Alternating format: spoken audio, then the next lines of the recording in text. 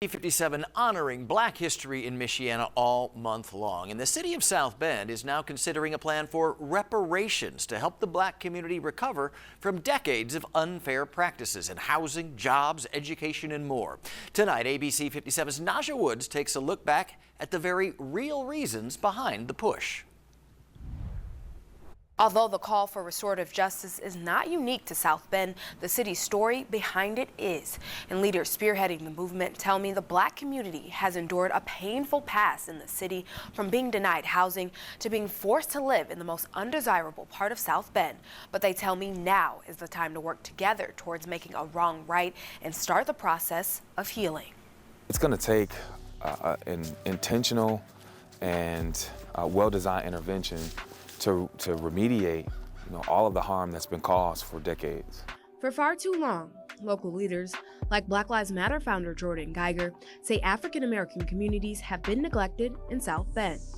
Now Geiger is joining a new movement alongside 2nd District Common Councilman Henry Davis Jr., calling on the city for reparations, but more importantly, a path towards healing in the communities they believe never had a fair chance. Yeah, if you look at every socioeconomic indicator, Black people are at the bottom. African Americans deserve to be a priority of the city, just like any other demographic within the city of South Bend. We are taxpayers, we're citizens, we're mothers, we're fathers, we're all of those, everything else that everyone else is. We want people to have the opportunity to realize the American dream. And this is not it. This can't be it. Davis Jr. and Geiger both say the push for reparatory justice here at home really started in April of 2022 after a study conducted by the private consulting firm Urban 3 revealed racist bank redlining practices in South Bend, refusing to write mortgages in mostly Black neighborhoods, and detrimental divestment in those same communities for decades. Property didn't accrue in value, in the same way where exactly the same domicile, the same structure in one part of town versus another part of town. You could see a price differential of like close to $40,000 on the national average.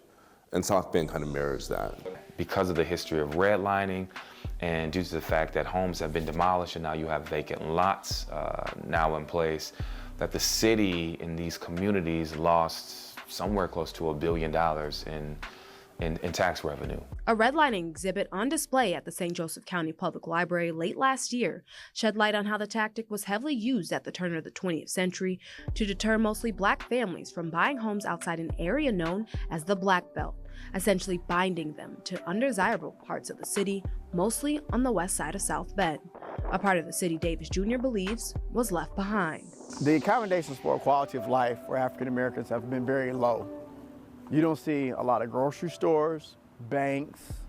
You don't see a lot of schools that are open to our children. Black folks were relegated to the least desirable parts of the cities that were the most toxic and had the fewest accesses to the resources.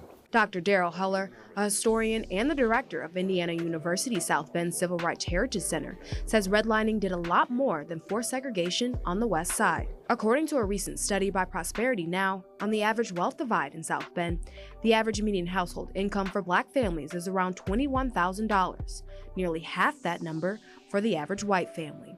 Black home ownership rates are similar, sitting at just 35% in South Bend, that number even below the national average of around 43% for Black Americans. When you begin limiting housing, you also limit education, you make healthcare issues much more prominent, economic opportunities and upward mobility, being able to create intergenerational wealth to pass on to children, all of those are impacted. Despite a number of Black-owned businesses getting their start on the west side in the middle of the 20th century, only a couple are left standing today. Leaders say those devastating effects of racist practices continue to haunt Black residents now, with folks still living in communities plagued by violence and living in rundown homes. We are trying to move past that. There's contamination out here, and it has been for decades. We deserve better than that. We deserve, again, to be a part of a realistic viewpoint of what the city can do and should do for its residents.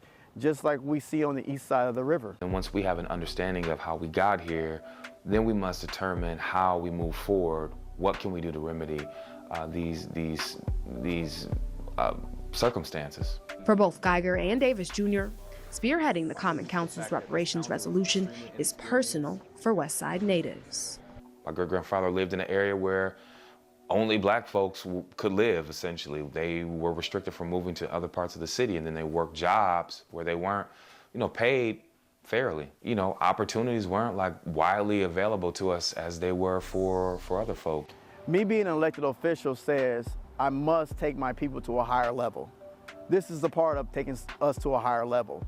We have to have the benefit of investment in our community. Redlining practices and even the idea of reparatory justice brought to the South Bend Common Council at the beginning of this year isn't just a concept unique to this city. It's a part of a national movement involving more than 190 organizations, thanks to a reparations bill reintroduced by New Jersey Senator Cory Booker this year. Why is this so important for the black community, black people in South Bend? Yeah, it's, the resolution is really important for black people in South Bend because we're still feeling the effects of past policy decisions that were made. And as a result, we're so far behind. South Bend's resolution doesn't ask for cash payments. Instead, it calls for the use of federal American Rescue Plan dollars to invest in affordable housing, mental health counseling, medical services, and job training to help more residents climb the ladder of economic success, combat violence, and right long-ignored historical wrongs. The resolution also calls for this hurtful part of Black history to be taught in South Bend schools and a formal apology to be issued to Black residents of the neighborhood. I don't think you've done true reparations or true restorative justice without that recognition, without that apology. And that's critical, but it's not enough. It's not about blaming white people, and particularly individual or personal white people, but it's a structure that has benefited white supremacy, and being white has given people an advantage that black people didn't have. And that's just a reality, not a moral statement. Although the resolution has sparked some controversy among city leaders, those spearheading the effort tell me it sparked excitement from the Black community. People are celebrating it. There's a lot of energy to help support the idea of reparations. I think we need to really spell that out. Most importantly, leaders say the resolution is a way to get the conversation started, with the community impacted most at the center of it. These past injustices serving as a stark reminder of the harsh history faced by Black citizens in South Bend, with hope that the reparatory resolution will foster a collaborative effort to begin the process of healing.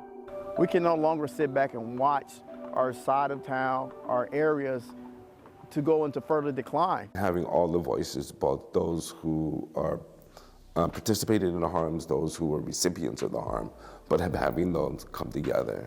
For a long time, forever really, decisions have been made about us without us. And so this is bringing us to the table because we're building the table.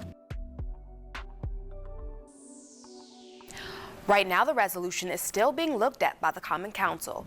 However, Council President Sharon McBride announcing at the beginning of this month they're planning to form a special committee, which Dr. Darrell Heller will be a part of, to advance racial justice and equality here in South Bend. In studio, Nadja Woods, ABC 57 News.